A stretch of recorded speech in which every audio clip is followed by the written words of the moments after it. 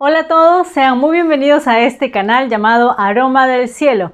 Quiero saludar a todos los nuevos suscriptores, gracias por confiar en nosotros y también darles la bienvenida a los que nos visitan por primera vez. Pues en este canal hablamos acerca de temas relacionados con la Biblia, acerca del crecimiento espiritual, entre otros temas.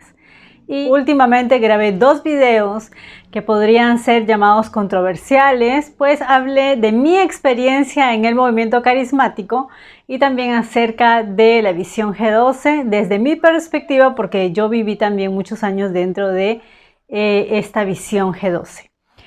Y hoy día vamos a hablar un tema que también lo voy a contar desde mi experiencia, desde lo que yo viví dentro del movimiento carismático. El tema es el Evangelio de la Prosperidad. Si quieres verlo, quédate con nosotros y por favor compártelo con las personas que necesiten escuchar este mensaje. Como les digo, yo no voy a contar experiencias de otros, no voy a contar lo que yo vi en otros videos de otros youtubers o de otros pastores, sino voy a contar desde mi experiencia dentro del movimiento carismático cómo viví el tema de el Evangelio de la Prosperidad. Pues resulta que en la iglesia donde yo congregaba, cada cierto tiempo metían a la iglesia en unos seminarios de prosperidad. Ese era el nombre que le ponían, seminario de prosperidad. Entonces venían pastores extranjeros de Estados Unidos. Bueno, estos pastores eran o parecían latinos, pero viviendo en Estados Unidos, y ellos predicaban sobre estos temas. Así que venían exclusivamente a nuestra iglesia para hablar acerca de prosperidad.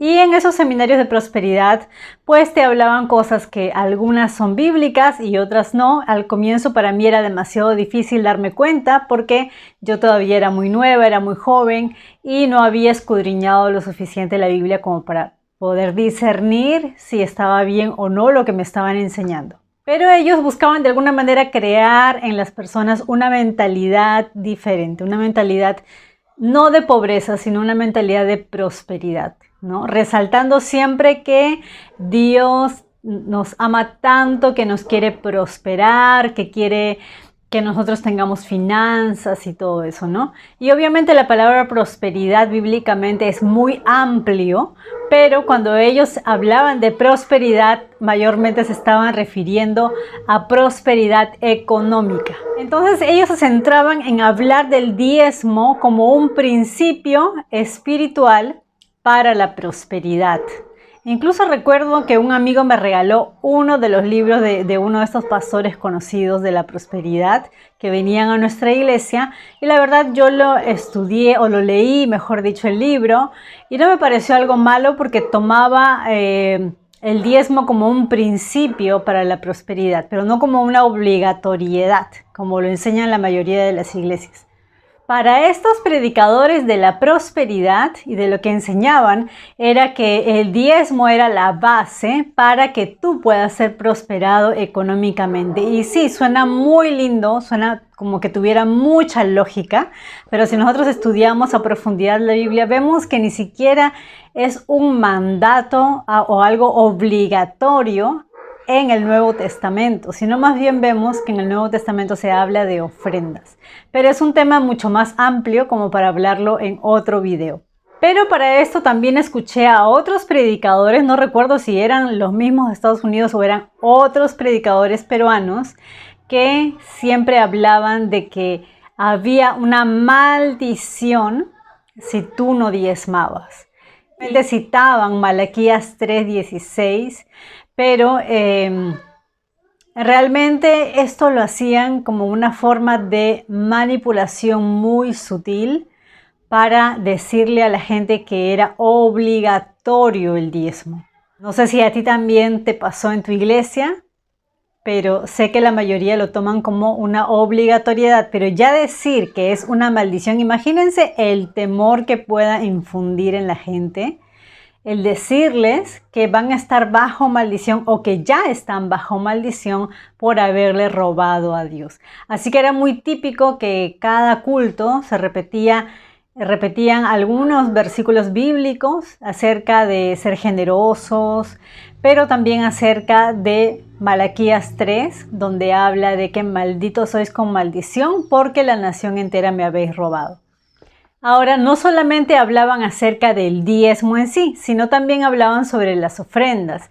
Y decían que la ofrenda, claro, era voluntaria, el porcentaje que tú des, el monto que tú quieras, lo que Dios ponga en tu corazón y todo eso. Pero algunos predicadores de la prosperidad también decían que tu ofrenda debería superar el monto de tu diezmo. Es decir, que ya la gente no daría el 10% solamente del que sería el diezmo, sino un 20% por lo menos.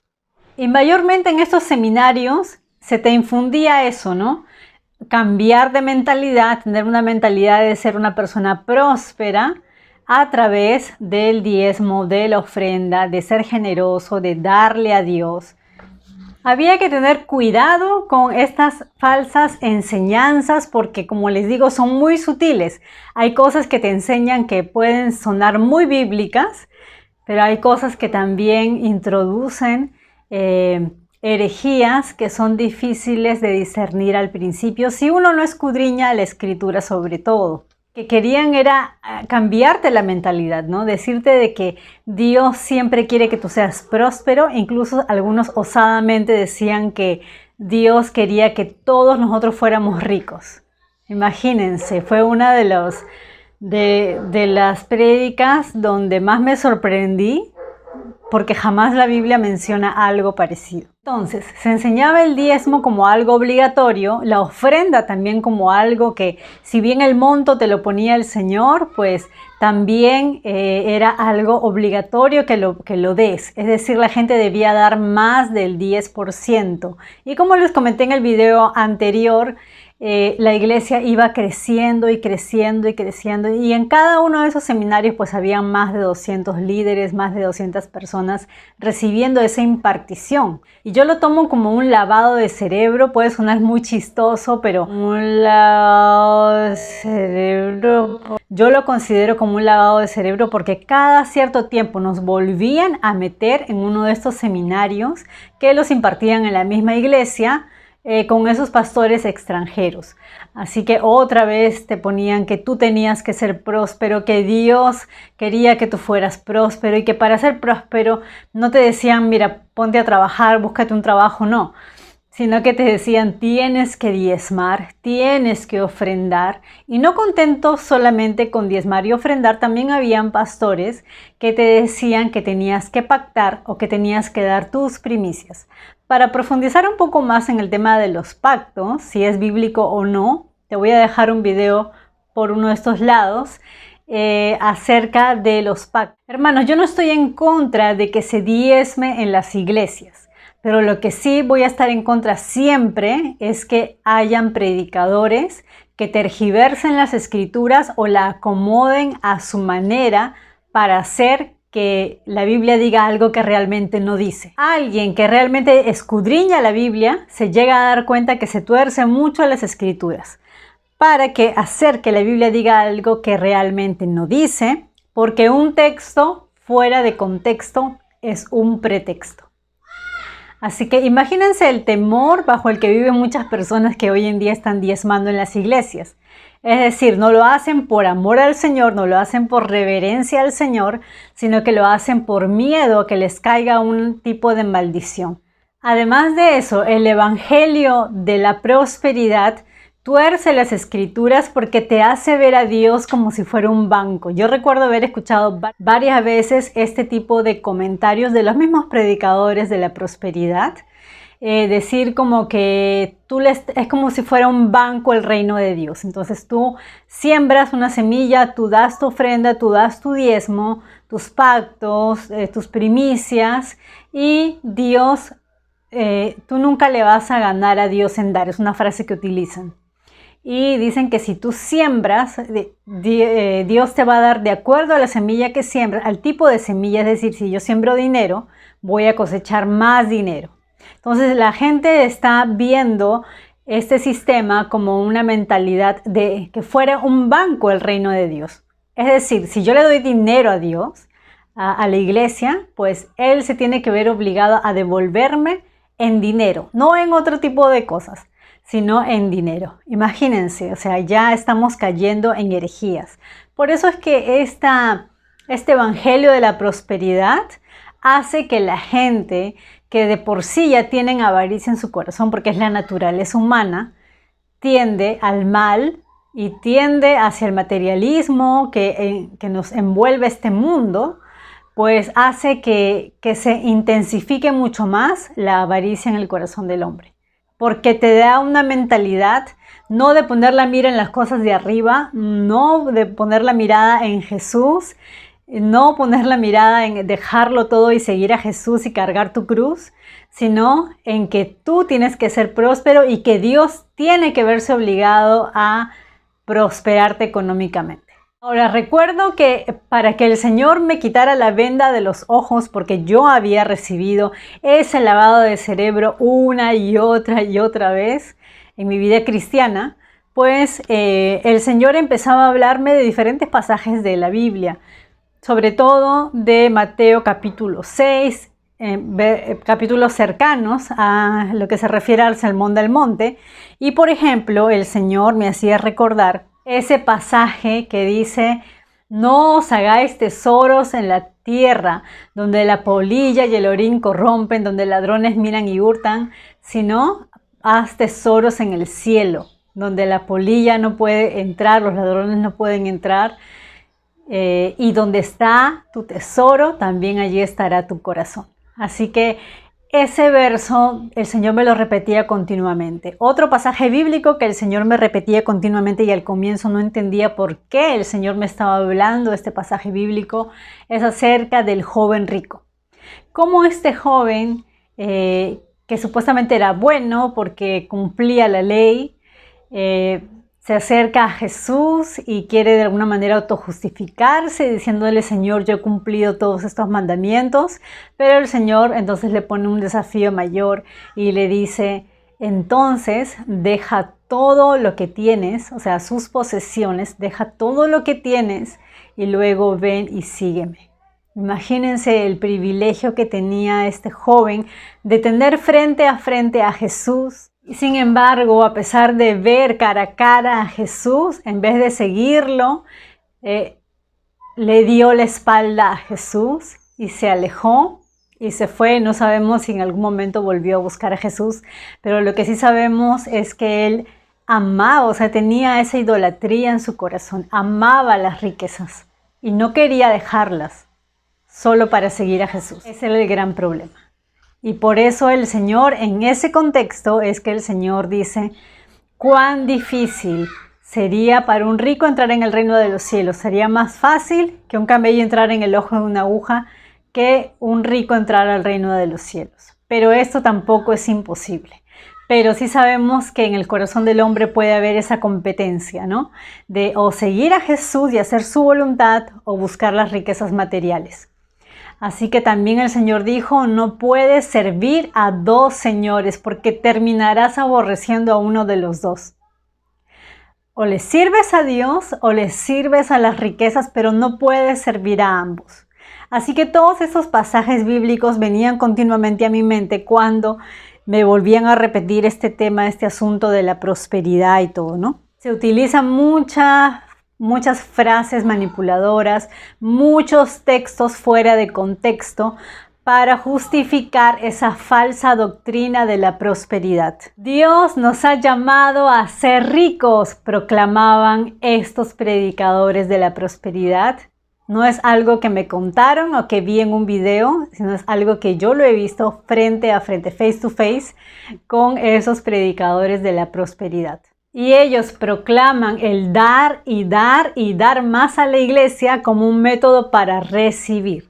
Es decir, no es que yo doy desinteresadamente a la obra del Señor, sino que lo hago con el objetivo de recibir y recibir más, como si fuera el banco que tiene la mejor tasa de intereses para que me devuelva el Señor. Así que hay mucha gente hoy en día frustrada porque han dado su diezmo, han sido fieles y quizá no han prosperado como ellos esperaban. Pero Dios, sabemos que Él es soberano y Él siempre suple también nuestras necesidades. Respecto a los pactos, pues también yo lo viví, también yo pacté en la iglesia un par de veces, creo, y también en el canal Enlace. Eso ya es otro tema para desarrollar, pero también yo también experimenté eso, también llamé un día por teléfono, me comprometí a dar tanta cantidad y a través de esa ofrenda que se da en pacto, ellos oran también por ti y supuestamente al yo dar ese dinero, yo estoy pactando con Dios para que Él me dé lo que yo le estoy pidiendo. Pero sabemos que Dios es soberano, nadie puede torcer el brazo de Dios o decirle que por dinero Él me tiene que dar. Imagínense, o sea, los milagros de Dios no están a la venta, no es un trueque, no es un compraventa, no es así, hermanos. Si tú quieres, tienes una petición, algo urgente, una necesidad grande, solo debes doblar tus rodillas, pedirle a alguien de confianza que te apoye en oración. Eso nada más, hermanos, nada tiene que ver el dinero acá. La manipulación en las iglesias es terrible y yo quiero hacer un llamado a esos hombres de Dios que predican la palabra, pero que se han torcido en el camino por causa de esa contaminación que ha venido desde Estados Unidos a traer esas falsas doctrinas de prosperidad y que todo lo que hacen cada día y en sus prédicas es hablar sobre dinero. Tienen que arrepentirse porque están haciendo pecar al pueblo de Dios. Porque no es justo que le quiten el dinero a la gente, no conforme con pedir diezmos, no conforme con pedir ofrendas, encima piden pactos, primicias y se inventan otras historias más. Es indignante, ustedes saben, yo voy a decir las cosas tal y como las he visto, tal y como las he escuchado, porque no tengo por qué mentir y tampoco tengo por qué ocultar algo que la gente lamentablemente no quiere hablar. Si ven algo malo o si ven algo turbio, no quieren hablar. ¿Por qué? Porque les infunden miedo. Les dicen que no se puede tocar al ungido del Señor. Entonces, si el Señor ungido que está parado ahí en el púlpito dice una herejía o empieza a manipular a la gente, pues nadie puede decir nada. Simplemente se quedan todos callados por miedo a que les caiga algún tipo de maldición, porque supuestamente están tocando el manto del ungido del Señor. Pero nosotros también somos personas ungidas del Señor, todos los que somos hijos de Dios, y también podemos tener esa capacidad de pensar, porque Dios no nos la ha quitado, para poder pensar y escudriñar la Biblia y ver qué realmente viene de Dios y qué no viene de Dios. ¿Y cuál es una de las peores cosas que he visto y de las peores manipulaciones que he visto? Pues fui a otra iglesia, no era la donde yo congregaba, fui a otra iglesia y escuché a un pastor que también era invitado. Da la casualidad que cuando los invitan ellos siempre están pidiendo dinero. Y este predicador invitado, cuando ya iba a terminar el culto, dijo que el Espíritu Santo le había dicho que habían como 6 o 10 personas que tenían que dar un monto como de 100 soles, algo así. Y hubieron esas personas que como hipnotizadas salieron adelante a dar esa cantidad de dinero. Y de hecho estos pastores no son pastores humildes que tienen mucha necesidad, no, son personas que son muy prósperas a costa de los feligreses también. Esa fue una de las decepciones más grandes, de verdad, de haber escuchado eso y que metan al Espíritu Santo y que metan a Dios y digan Dios me dijo.